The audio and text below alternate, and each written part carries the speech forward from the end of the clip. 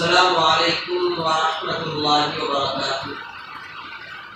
الحمد للہ رب العالمین والصلاة والسلام علی رسولہ الکریم، اما بعد۔ اعوذ باللہ من الشیطان الرجیم، بسم اللہ الرحمن الرحیم۔ یا ایھا الرسل کلوا من الطیبات واعملوا صالحا انی بما تعملون علیم۔ محترم حاضرین، ابھی آپ حضرات کے سامنے سورہ مومنون کی ایک آیت پڑھی گئی۔ اس آیت میں اللہ تبارک و تعالی نے اپنے انبیاء اور اپنے پیغمبروں سے خطاب کر کے انہیں رزق حلال کا حکم دیا ہے، حلال روزی کا حکم دیا ہے۔ چنانچہ اللہ تبارک و تعالی نے فرمایا، یا ایھا الرسل کلوا من الطیبات، کہ اے پیغمبرو تم رزق حلال کھاؤ، پاکیزہ چیزیں کھاؤ، وَاعْمَلُوا صَالِحًا، اور نیک عمل کیے جاؤ، انی بما تعملون علیم، یقیناً میں تمہارے اعمال کو خوب دیکھ رہا ہوں۔ سب سے پہلی بات، اس آیت میں اللہ تبارک و تعالی نے گرچہ اپنے انبیاء، اپنے رسولوں اور اپنے پیغمبروں سے مخاطب ہے، لیکن حقیقت میں اس کے مخاطب سارے اہل ایمان ہیں، سارے مسلمان ہیں، سارے مومن ہیں۔ تو اللہ تبارک و تعالی نے کہا کہ وَاعْمَلُوا صَالِحًا، پاکیزہ چیزیں کھاؤ اور نیک عمل کرو۔ اس آیت میں غور کرنے کی ایک بات یہ ہے کہ اللہ تبارک و تعالی نے پہلے کہا کہ کلوا من الطیبات، پاکیزہ چیزیں کھاؤ، حلال چیزیں کھاؤ، وَاعْمَلُوا صَالِحًا، اور نیک عمل کیے جاؤ۔ تو پہلے اللہ تعالیٰ نے کھانے کا ذکر کیا ہے اور بعد میں نیک عمل کا ذکر کیا ہے۔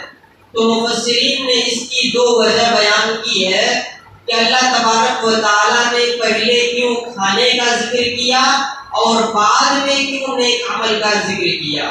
تو اس کی پہلی وجہ یہ ہے کہ رزق حلال کا انسان کی عملی زندگی سے بڑا گہرا تعلق ہے، بڑا گہرا رشتہ ہے انسان کے کھانے کا اور انسان کی عملی زندگی کا۔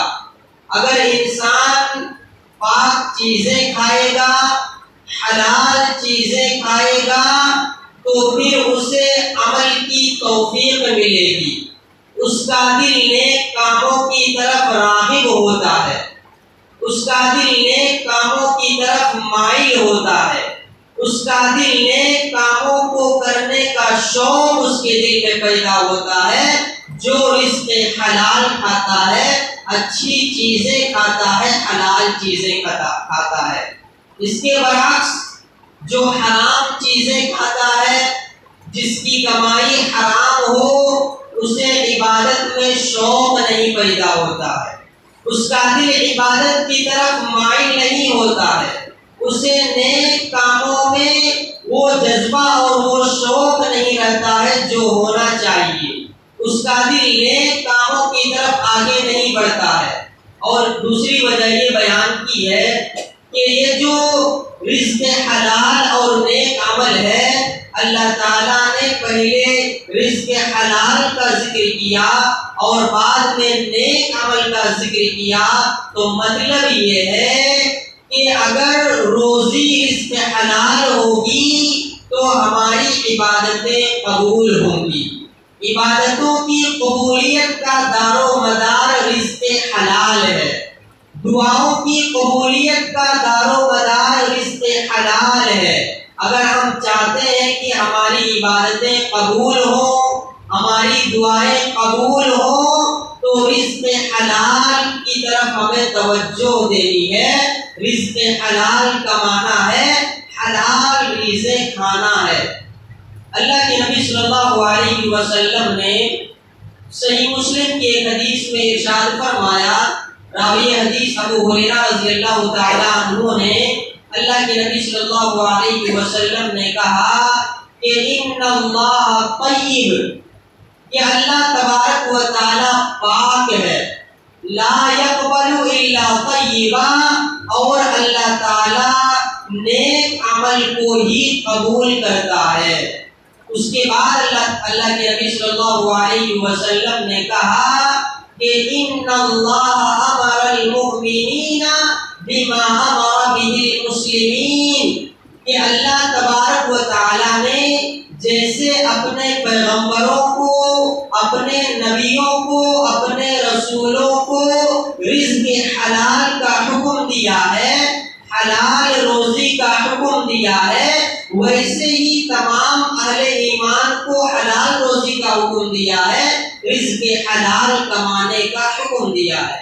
اس کے بعد راوی حدیث کہتے ہیں کہ اللہ کے نبی صلی اللہ علیہ وسلم نے فرمایا ثم ذکر رجل یطیل السفر اسعد اغبر ویمد الیہ یدیہ الی السماء فیقول یا ربی یا ربی ومطعمه حرام ومشربه حرام وملبسه حرام وغذي بالحرام فأنى يستجاب لذلك۔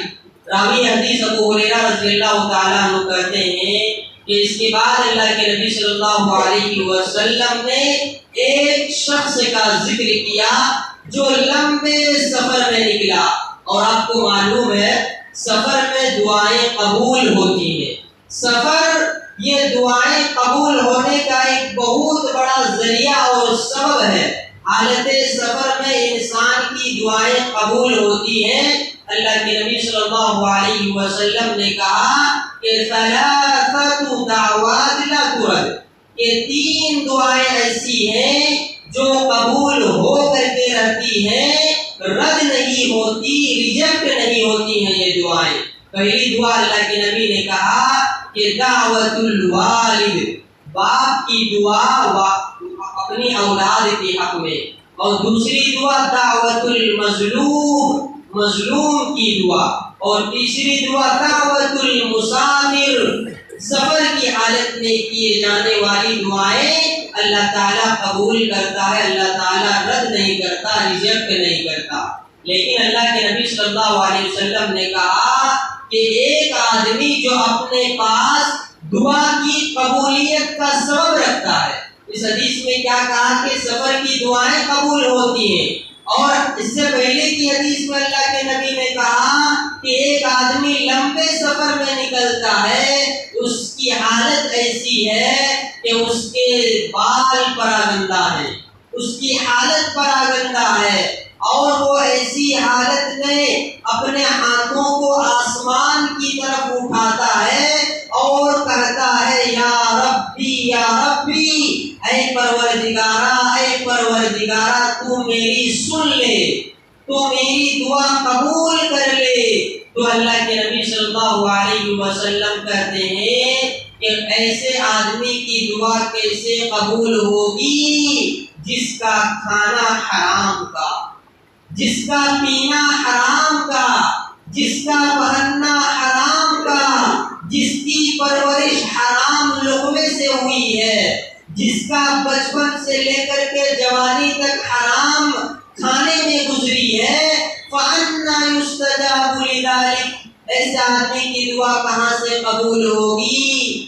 اور بعض محدثین نے اس حدیث کی شرح کرتے ہوئے یہ بات لکھی ہے کہ وہ آدمی حاجی ہے، دور سے حج کرنے کے لیے کعبۃ اللہ جاتا ہے، مکہ مکرمہ جاتا ہے، اور وہاں پر لمبی لمبی دعائیں کرتا ہے، تو ذرا بتاؤ اس کی دعا کیسے قبول ہوگی جو اوپر سے لے کر نیچے تک حرام خوری میں ملوث ہے۔ اس کا کھانا پینا کپڑا سب حرام تھا، تو اس کی دعائیں کہاں سے قبول ہوگی؟ بیت اللہ میں جا کر بھی دعا کرنے سے۔ تو میرے بھائیوں، یہ جو رزق حلال ہے اس کی بڑی اہمیت ہے۔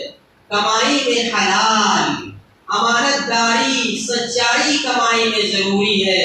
اگر ہم کمائی میں حرام چیزیں اپنے لیے جائز کر لیں گے، اپنی کمائی میں حرام روزی کو داخل کر لیں گے، تو پھر ہماری عبادتیں قبول نہیں ہوں گی، ہماری دعائیں قبول نہیں ہوں گی، اور کتنے بڑے خسارے کی بات ہوگی، کتنا بڑا نقصان ہوگا، کتنا بڑا گھاٹا ہوگا کہ شیطان ہم سے حرام کھلائے، ہم سے حرام خوری کروائے، اور ہم اللہ سے مانگ مانگ کر تھک جائیں اور ہماری دعا رد کر دی جائے، ہماری دعا ریجیکٹ کر دی جائے، ہماری دعا اللہ تعالیٰ لات مار دے، ہماری دعا ہمارے چہرے پر مار دی جائے۔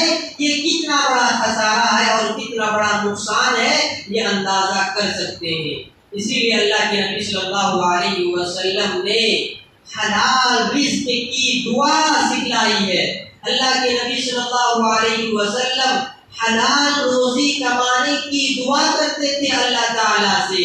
کوشش اپنی جگہ ہے، انسان کو حلال کمانے کی کوشش کرنی ہے، حلال کمانے کی جستجو کرنی ہے، رزق حلال کو تلاش کرنے کی کوشش کرنی ہے، لیکن وہیں پر انسان کو دعا کا بھی سہارا لینا چاہیے کہ اے پروردگارا، ہم تو اپنی جانب سے پوری کوشش کرتے ہیں حرام سے بچنے کی، لیکن پھر بھی ہم تجھ سے دعا کے ذریعے سے بھی اس بات کا مطالبہ کرتے ہیں کہ تو ہمیں رزق حرام سے بچا لے، حرام روزی سے بچا لے، اور تو ہمیں حلال روزی کی توفیق دے۔ چنانچہ اللہ کے نبی صلی اللہ علیہ وسلم یہ دعا کیا کرتے تھے کہ اللہم اکفنی بحلالک عن حرامک واغننی بفضلک عمن سواک، کہ اے پروردگارا تو مجھے حلال روزی کی توفیق دے اور حرام روزی سے میری حفاظت فرما۔ اے اللہ تو مجھے اپنے فضل سے نواز دے اور دنیا کی تمام چیزوں سے مجھے بے نیاز کر دے۔ تو چھوٹی سی دعا ہے رزق حلال مانگنے کی، اس دعا کا ہمیں اہتمام کرنا چاہیے۔ جب ہمارے ہاتھ دعا کے لیے اٹھتے ہیں تو دعا کی قبولیت کا جو بہت بڑا سبب اور ذریعہ ہے اس کا بھی ہمیں اللہ سے مانگنا ہے، اور اس نبوی دعا کو ہمیں اپنی دعاؤں میں ضرور شامل کر لینا چاہیے کہ اللہم اکفنی بحلالک عن حرامک واغننی بفضلک عمن سواک۔ لہذا میرے بھائیوں، اس دنیا کے چکر میں آ کر کے فنا ہونے والی دنیا، ختم ہونے والی دنیا کی محبت میں آ کر، دولت اور روپے پیسوں کی حرص میں آ کر کے حلال روزی کو نہ بھولیے، حلال روزی کی ہمیشہ جستجو کیجیے، ہمیشہ حلال روزی کمانے کی کوشش کیجیے، اور اللہ سے حرام روزی سے پناہ مانگیے کہ اللہ تو ہمیں حرام روزی سے ہماری حفاظت فرما۔ دعا رب العالمین سے کہ پروردگارا تو ہمیں اپنی زندگی میں رزق حلال کمانے کی توفیق عطا فرما، اور رزق حرام سے تو ہماری حفاظت فرما۔ آمین۔ السلام علیکم ورحمۃ اللہ وبرکاتہ۔